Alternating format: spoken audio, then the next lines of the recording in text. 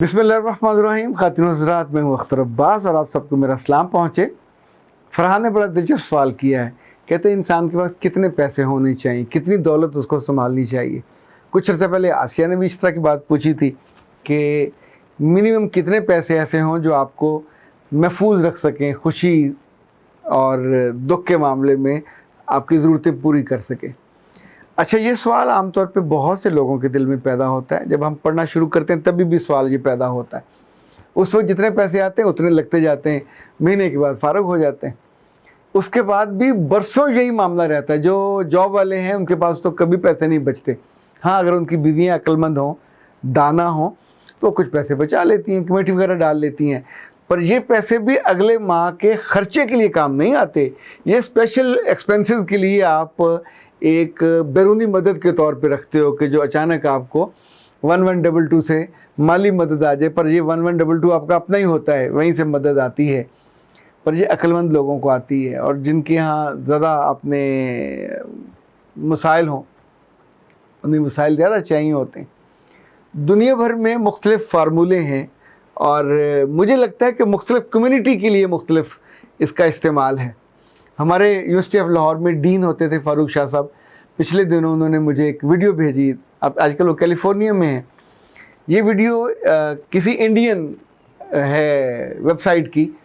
उस खातून ने कहा कि 18,000 अरब, ये वो, और उसमें करोड़ों और लाखों का पूरी डिटेल उसने दी कि ये वो हैं जो इंडियन बैंकों में मौजूद हैं पिछले 10 सालों से।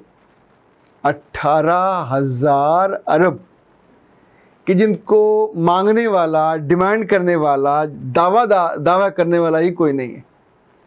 अच्छा, ये लोग मर गए होंगे, खप गए होंगे, ये नहीं हो सकता कि भूल गए होंगे, डॉक्यूमेंटेशन में कहीं ऊपर नीचे हो गए होंगे। 18,000 अरब आपने कमाया और ख़ुद पे खर्च नहीं किया, ना अपने प्यारों पे खर्च किया। लाइक अपनी ज़िंदगी में आप अपने बच्चों में बांट देते, अजीज़ों में बांट देते, बहन भाइयों में बांट देते, दोस्तों में बांट देते, ज़रूरतमंदों में बांट देते, तो आपका नाम और काम आपके मरने के बाद भी याद होता। अभी तो आप बेनामीदार हो, यानी इन पैसों का कोई वाली वारिस कोई नहीं, हालांकि इनको कमाने वालों ने खूब दिल लगा के कमाया होगा। इसका मतलब ये हुआ कि ये पैसे उनकी ज़रूरत से ज़्यादा थे। तो क्या हमको ये फार्मूला बनाना चाहिए कि पैसे इतने होने चाहिए जो आपकी ज़रूरत के मुताबिक हो, और जब आपको ज़रूरत हो तो आप उसे इस्तेमाल कर सकें। इस्तेमाल कहाँ करना होता है? ख़ुद पे करना चाहिए, अपने बच्चों पे और अपने ख़ानदान पे करना चाहिए, अल्लाह की राह में करना चाहिए, दोनों हाथों से करना चाहिए, कभी पैसा कम नहीं होगा। तीसरा, अपने इदारों में अपने लोगों पे खर्च करना चाहिए। जो जॉब पेशा हैं, नौकरी पेशा, उनके लिए एक कुलिया बनाया गया है और वो ये होता है कि आपके पास कम से कम 6 माह के पैसे होने चाहिए। अचानक जॉब चली जाए, अचानक कोई मसला दरपेश हो जाए। अच्छा, इसको आप एक और कुलिये के साथ भी मिला के देख सकते हैं। जब हम किसी जगह किराए का घर का कोई एग्रीमेंट होते देखें तो मालिक मकान क्या डिमांड कर रहा होता है? उस घर की एडवांस 6 माह के पैसे साथ साथ वो लेगा, लेकिन वो 6 माह जो रेंट है उसके पास सिक्योरिटी के तौर पे महफूज रहता है। इसका मतलब है हमारे दिल को तसल्ली होती है कि 6 माह के पैसे पड़े हुए हैं। जब ये लोग एंटरप्रेन्योरशिप में जाते हैं, बिज़नेस करने के लिए कोई भी, तो मैं आमतौर पर उन्हें सजेस्ट करता होता हूँ कि आपके पास तनख्वाहों को देने के लिए और जो रूटीन के एक्सपेंसेस होंगे, बिजली के बिल और ट्रांसपोर्ट और पेट्रोल वेट्रोल, इनके लिए 6 माह के पैसे होने चाहिए। अगर नहीं होंगे तो दूसरे या तीसरे माह आप डिफ़ॉल्ट कर जाओगे। पहले ज़हनी तौर पे करोगे, फिर जेबन करोगे, अमलन करोगे, और वो जितना पहले लगाया था सब डूब जाएगा। तो इनफैक्ट अगर आपके पास तनख्वाह से पैसे आते हों, अपनी तनख्वाह हो, बीवी की हो या मियाँ की हो, उसमें आमतौर पे जो मैं कुलिया इस्तेमाल करता हूँ कि आप 3 हिस्से करें या 4 हिस्से करें। 3 हिस्से करें तो आप दुनियादार हैं, 4 हिस्से करें तो आप बहुत अक्लमंद और समझदार हैं। अच्छा, दुनियादारी के एतबार से ये होता है कि आप एक हिस्सा अपनी ज़ात पे और अपने बीवी बच्चों पे खर्च करते हैं, दूसरा हिस्सा آپ مہمانداری اور کوئی ایکسٹرا جو خرچ اچانک آ جاتا ہے شادی بیاہ کا غم کا وہاں جانا آنا اس کے لیے رکھتے ہیں. تیسرے حصے کو آپ کو ہاتھ نہیں لگانا چاہیے. وہ انویسٹمنٹ کہیں کر رہے ہیں, کہیں آپ انویسٹ کر دیں, کہیں اس کا کوئی زیور لے لیں, کہیں کوئی زمین لے لیں.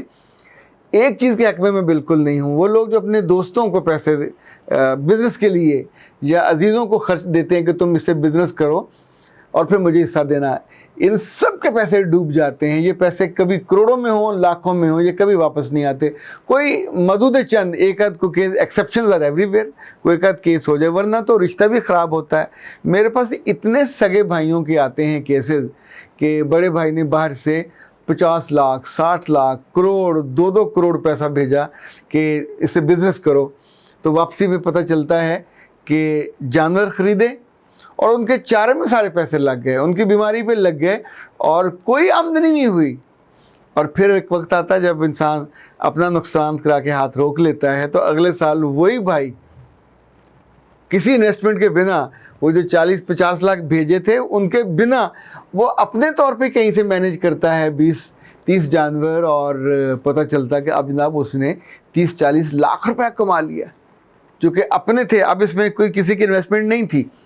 جب انویسٹمنٹ ہوتی ہے سگے بھائی کی, کسی عزیز کی, تو پھر وہ کھابے بھی ہوتے ہیں, پھر گاڑیاں بھی ہوتی ہیں, پھر جھوٹ بھی ہوتا ہے, پھر کھاتے بھی بھرتے ہیں. تو انفیکٹ یہ کام کبھی نہ کیجئے. اپنی انویسٹمنٹ جب کرنی ہو تو یا زمین پہ کر لیا کریں یا سونے پہ کر لیا کریں. بینکوں میں جب رکھتے ہیں تو بھی اس کی قیمت کم سے کم ہوتی جاتی ہے. آنے والے دنوں میں تو بینکوں نے اور یہاں پہ آپ کی گچی پہ, سنگی پہ کہتے ہیں, انگوٹھا رکھ کے آپ سے پیسے نکلوانے بھی ہیں, دینے بھی نہیں ہیں, اور پھر ان میں سے بھی بے نامی ہوتے رہیں گے. چوتھا خرچہ جو ہے یہ صرف عقل مند لوگ کرتے ہیں جو دانش سے نوازے جاتے ہیں. وہ یہ کہ اپنی وہ دولت کا جو ماہانہ آمدنی کا حصہ طے کر لیتے ہیں, 10%, 15%, 20%. ویسے اس سے زیادہ دیتے ہوئے بہت تکلیف لوگوں کو ہوتی ہے, پر جب آپ کو سمجھ آ جاتی ہے تو دینے پہ پھر لذت محسوس ہونے لگتی ہے. پھر جب آپ دیتے ہیں تو پھر دونوں ہاتھوں سے آپ کو پیسہ کہاں سے آتا ہے وہ آپ نہیں جان سکتے, پر پھر اب دائیں سے بائیں سے اوپر سے نیچے سے پیسہ آتا ہے, غیب سے جسے کہتے ہیں نا, اور آپ نے ان جگہ سے کہ جہاں سے آپ نے سوچا بھی نہیں ہوتا. بہت سے لوگ ہیں جو شیئر کا کاروبار کرتے ہیں, برا وقت ہو تو اللہ معاف کرے شیئرز کو ڈوبنے کا پتہ بھی نہیں چلتا. کتنے لوگ خود ڈوب گئے ان شیئرز کے ساتھ. لیکن اگر آپ کو تھوڑی سمجھ ہو تو وہاں بھی یہ بزنس میں آپ ڈال سکتے ہیں. تو یہ جو چوتھا طریقہ تھا وہ میں یہ بتا رہا تھا, جو اللہ کی راہ پہ خرچ کرتے ہیں, ان 10%, 15%, 20% جتنا بھی آپ کرتے جاتے ہیں تو وہ پلٹ کے آتا ہے. اس کو پھر آپ جہاں مرضی خرچ کریں. اس چیریٹی میں آپ اپنے ماں باپ کے نام پہ ہاسپٹل میں کمرہ بنا سکتے ہیں, کوئی اسکول بنا سکتے ہیں. یہ ساری چیریٹی جتنی یہ بڑھتی جائے گی اتنی آپ کی دولت محفوظ ہوتی جائے گی, اور پھر آپ کو پوچھنا نہیں پڑے گا کہ مہینے کے کتنے پیسے بچانے چاہیے. پھر 6 ماہ کی تنخواہوں کا بھی پیچھے رہ جائے گا, اس سے بہت زیادہ ہو جائے گا. پھر آپ کو پیسے جمع کرنے کی لت نہیں ہوگی. بینکوں میں اتنے پیسے نہیں ہوں گے کہ بعد میں 18,000 ارب. ابھی پاکستان میں تو چونکہ اس طرح کا نہ ریسرچ کرنے کا رواج ہے, نہ پوچھنے کا, نہ بتانے کا بھی رواج نہیں ہے, تو یہاں ایک ایمبیگوٹی رہتی ہے, پتہ نہیں بینکوں میں کتنا. حالانکہ یہاں بھی کیس ایسے ہوں گے, دنیا بھر میں ہوتے ہیں, پناما میں ہوئے, امریکہ میں ہوئے, یو کے میں ہوئے.